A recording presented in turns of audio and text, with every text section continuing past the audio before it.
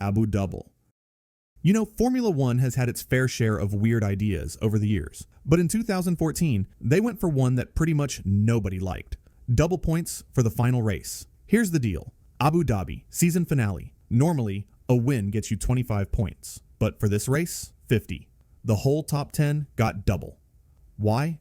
Because Bernie Ecclestone wanted to keep the championship alive till the end. His original idea was to do this for the last 3 races, but the team said, okay, Bernie, we'll give you one, and never again.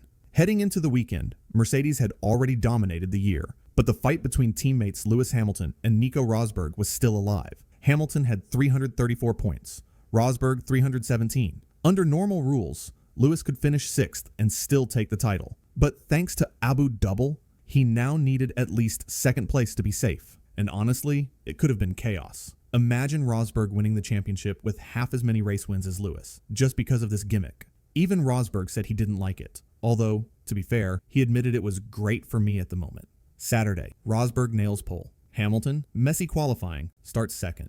On Sunday, though, Lewis launches like a rocket. By turn 1, he's in front.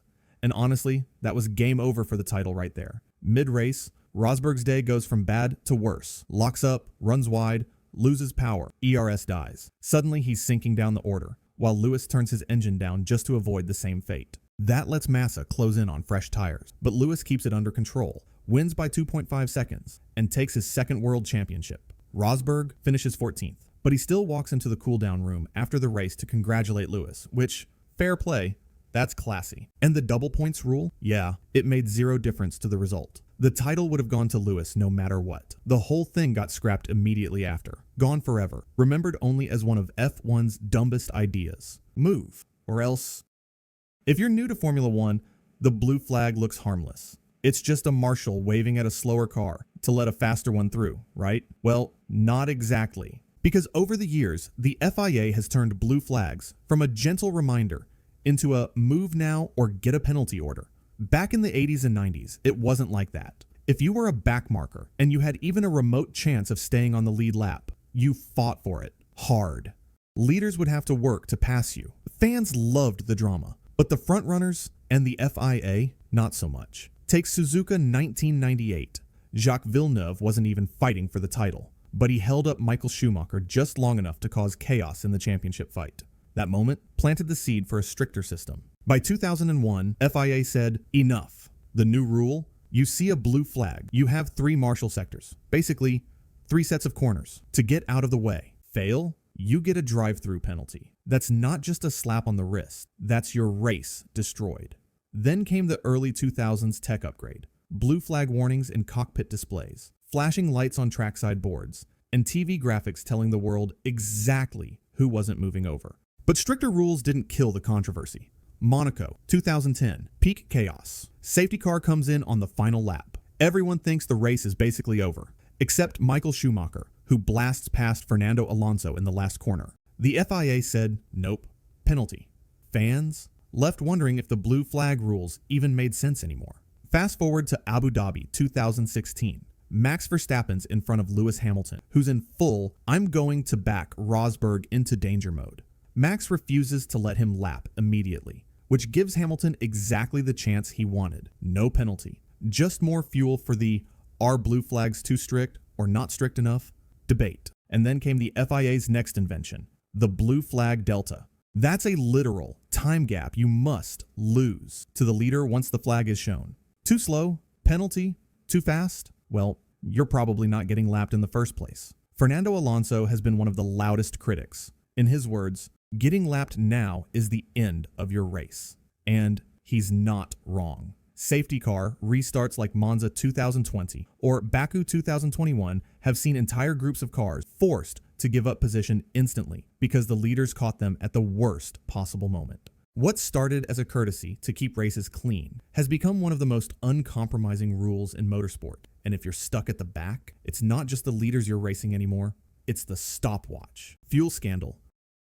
In Formula One, rules are like a challenge for engineers. They're not there to follow, they're there to find loopholes in. Since 2014, the FIA had introduced a strict fuel flow limit, 100 kilograms per hour, to stop teams from just turning their engines into rocket boosters and to promote some green image for the sport.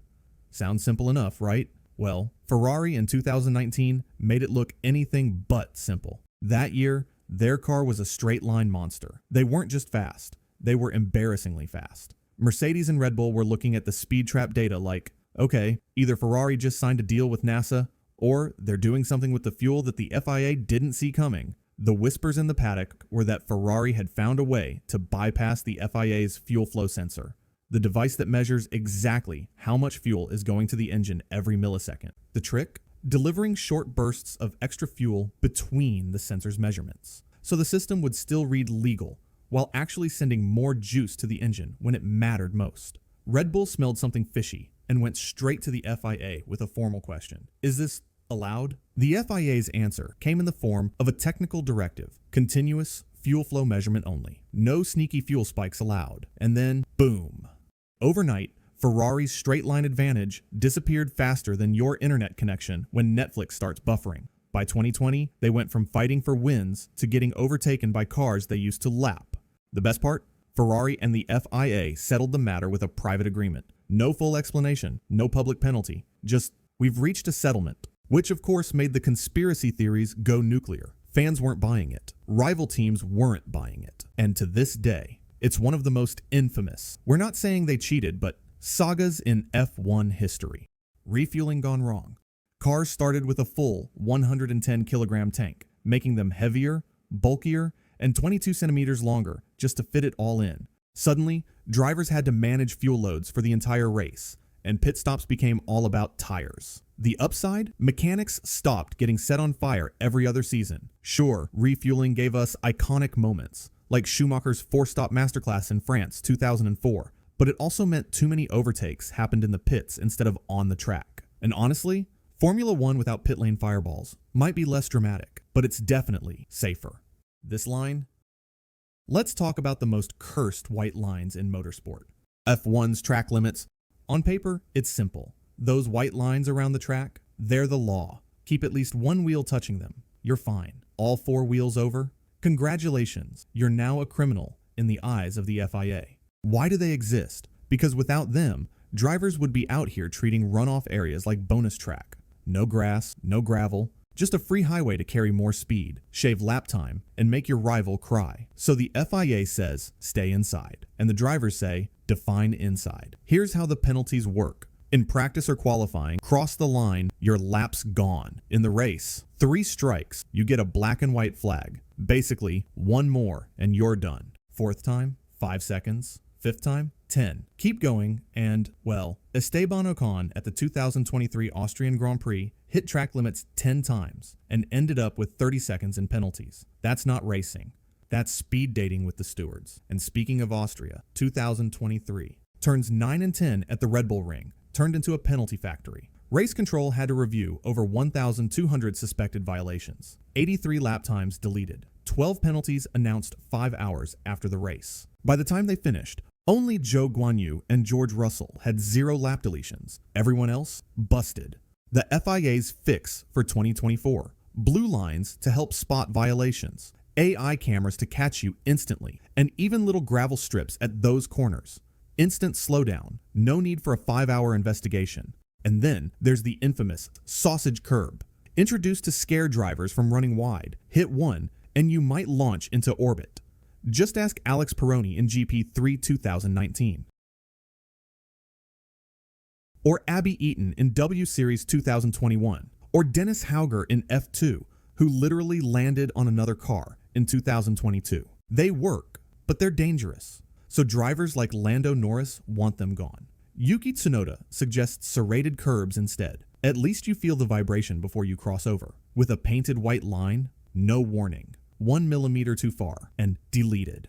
The truth? Staying within track limits at 300 kilometers per hour, with G-forces yanking your head and dirty air shoving you offline, is harder than we think. But until the FIA finds a perfect fix, expect more deleted laps, more angry radios, wet and wild. You know how everyone loves a wet F1 race? Cars sliding, strategy chaos. It's unpredictable, it's messy, and it's brilliant. Problem is, we can't control the weather. So in 2011, Bernie Ecclestone, the man who treated F1 like his personal video game, came up with the idea. Install sprinklers on the tracks. His pitch? Wet races are always the best, so let's just make our own rain. He imagined a system that could drench the circuit mid-race for 20 minutes, maybe the last 10 laps, with a 2-minute warning so teams could prepare. He even suggested making it random, so nobody knew when it was coming, like actual rain, but with plumbing. Now, picture this. Suzuka, 2025. Max Verstappen wins from pole. 0 overtakes in the top 10, and everyone watching is basically hoping for a miracle storm. If Bernie's sprinklers were there, wet track, chaos everywhere, and maybe someone pulls off a 17th to 1st miracle. Of course, not everyone loved it. Mark Webber said it would make legends like Senna and Clark roll in their graves. Teams worried about cost, safety, and the fact that dumping millions of liters of water for entertainment might look bad. Purists called it too artificial, but then again, so was DRS, and we've been living with that since 2011. Bernie didn't care. He thought sprinklers could keep fans awake during boring races. Would it make F1 more exciting? Maybe. Would it cause complete chaos? Absolutely.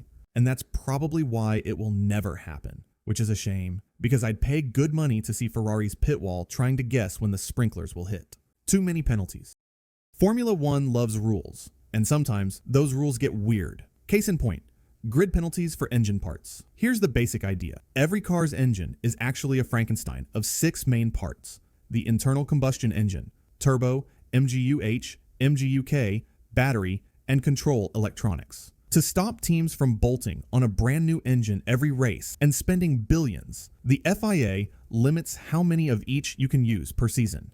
Go over that limit, you drop places on the grid. Sounds fine in theory, until you get to the mid-2010s when things got ridiculous. 2015, Spa-Francorchamps. McLaren Honda was so far off the pace, they basically said, screw it, let's take all the penalties now.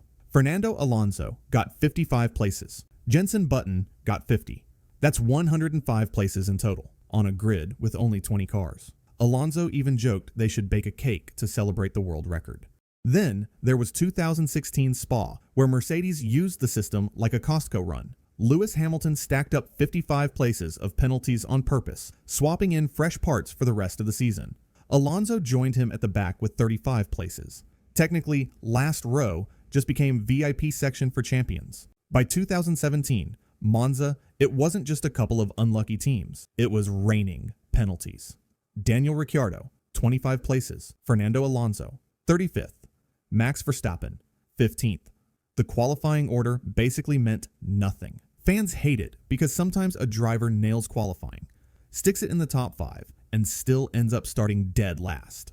The FIAs tried to tweak the system. Now they simplify big penalties into a back-of-the-grid tag. Qualifying disaster. Bernie Ecclestone decided to fix something that wasn't broken, like adding a second ball in football, just to make things interesting. The idea? Elimination qualifying. Same 3 sessions as normal, but with a twist. After 7 minutes of Q1, the slowest driver is out. Then, every 90 seconds, boom, another one's gone. Same in Q2, same in Q3. It was supposed to create drama, mixed up grids, non-stop action. What we got instead was the opposite. Melbourne. Round 1. The first few minutes? Okay, a bit of tension. Pascal Wehrlein gets knocked out early. Jolyon Palmer survives. But by halfway through Q2, something becomes painfully obvious. Nobody has time to get back on track before they're eliminated. So they just stay in the garage. Fans are sitting in the grandstands, watching nothing. Not cars going slow, not cars in traffic, just nothing. By the time we hit Q3, Lewis Hamilton sets his pole lap with 4 minutes left. Rosberg heads back to the pits. Vettel gets out of the car, and we spend the final minutes of the fight for pole watching. Mechanics weighing the cars. No last lap shootouts. No wheel-to-wheel drama. Just silence. Drivers hated it. Fans hated it. Team bosses hated it so much they actually agreed on something for once. Kill it. Now. And yet, somehow, we had to sit through it again in Bahrain. Same disaster, just with sand in the background. Finally, mercy arrived. The FIA binned the format after 2 races, and we went back to the old knockout qualifying. Only 6 cars? Let's talk the 2005 one-set tire rule. The FIA basically said, hey guys, how about you run an entire race distance on a single set of tires? No changes allowed, unless one literally explodes. Genius, right? This was meant to slow Ferrari down, Because in 2004, Bridgestone and Schumacher absolutely bullied the field. So the FIA thought if everyone's forced to babysit their tires, Ferrari's advantage would disappear. And it worked. Suddenly, Michelin runners like Renault and McLaren were flying, while Ferrari looked like they were on shopping cart wheels. But then came Indianapolis, 2005. Oh boy, this wasn't just a bad race. This was the definition of a farce. Practice already looked sketchy. Ralf Schumacher had a massive crash in turn 13 because his Michelin rear tire just gave up. Ricardo Zonta had the same issue. Michelin investigated and basically said, yeah, our tires can't last more than 10 laps here. For a 73-lap race, that was a disaster. They scrambled to fly in new tires, but those failed too. Suddenly, Formula One was in crisis. Solutions were tossed around. Maybe a temporary chicane before the final corner to reduce speeds. Maybe Michelin cars could pit every 10 laps, or perhaps they could crawl through the banking like it was rush hour traffic. None of it was realistic. 9 out of 10 teams agreed to a chicane. Guess who vetoed it? Yep, Ferrari. Not our problem. We came prepared, and technically, they weren't wrong. Bridgestone had insider data from Firestone's Indy 500, so they showed up with bulletproof tires. By race day, no compromise had been reached. The grid lined up. The formation lap began. And then came the infamous sight. 14 Michelin cars peeled into the pit lane, leaving only 6 cars to take the start. 2 Ferraris, 2 Jordans, and 2 Minardis. What followed was a 90-minute embarrassment. Schumacher beat Barrichello to the win. Thiago Monteiro lucked into a historic podium, and the crowd booed, threw bottles, left in disgust. F1's credibility in the US market, which it desperately wanted to grow, was destroyed in a single afternoon. So, who was to blame? Michelin for bringing unsafe tires? The FIA for refusing a solution? Ferrari for refusing solidarity? Or that ridiculous one-set tire rule for creating the perfect storm? In truth, it was a mix of all of them. But the end result was the same. A farcical race that ended the one-set tire experiment, pushed Michelin out of the sport, and killed Indianapolis as a Grand Prix venue. All because of one Sunday where Formula One managed to shoot itself in both feet. Like the video, hit subscribe, and stay tuned for the next story. Thanks for watching.